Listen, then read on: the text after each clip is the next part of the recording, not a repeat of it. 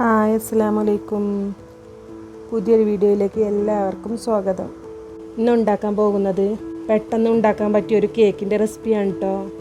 3 മുട്ട ഒരു പാത്രത്തിലേക്ക് പൊട്ടിച്ചൊഴിച്ച് നല്ലവണ്ണം ഇളക്കി കൊടുക്കാം.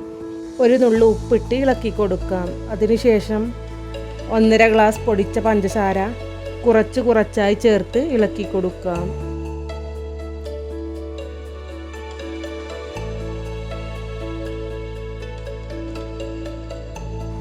ബട്ടർ സ്കോച്ചിൻ്റെ എസൻസ് 4 തുള്ളി ചേർത്ത് നല്ലവണ്ണം ഇളക്കി കൊടുക്കാം.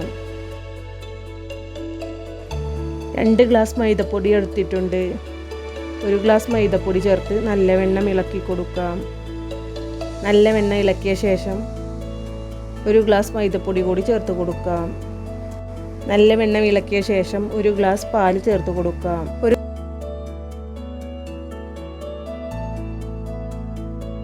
ഒരു കപ്പ് ഓയിൽ ചേർത്ത് സാവധാനം ഇളക്കി കൊടുക്കാം.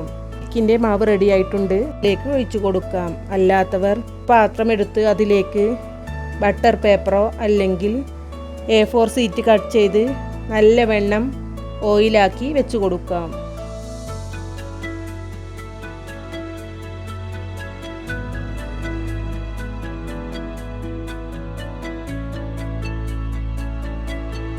ിലേക്ക് ഉണ്ടാക്കി വെച്ച മാവ് ഒഴിച്ചു കൊടുക്കാം. ഒഴിച്ച ശേഷം നല്ലവണ്ണം ഒന്ന് തട്ടി കൊടുക്കാം. കുക്കർ ചൂടാക്കി അതിലേക്ക് റിങ് വെച്ച് അതിൻ്റെ മുകളിൽ വെച്ച് കൊടുക്കാം. 40 മിനിറ്റ് വരെ വേവിച്ചെടുക്കാം. വെന്തോ എന്നറിയാൻ വേണ്ടി ഇടക്കൊന്ന് തുറന്ന് പപ്പടക്കോലോ മറ്റോ വെച്ചൊന്ന് കുത്തി കൊടുക്കാം. മുകളിലേക്ക് കുറച്ച് മുന്തിരി കൂടി ചേർത്ത് കൊടുക്കുന്നുണ്ട്. ഇപ്പോൾ കോലിലൊന്നും ഒട്ടിപ്പിടിക്കുന്നില്ല. അപ്പോൾ കേക്ക് വെന്ത് വന്നിട്ടുണ്ട്. അടുപ്പിൽ നിന്നും മാറ്റാം.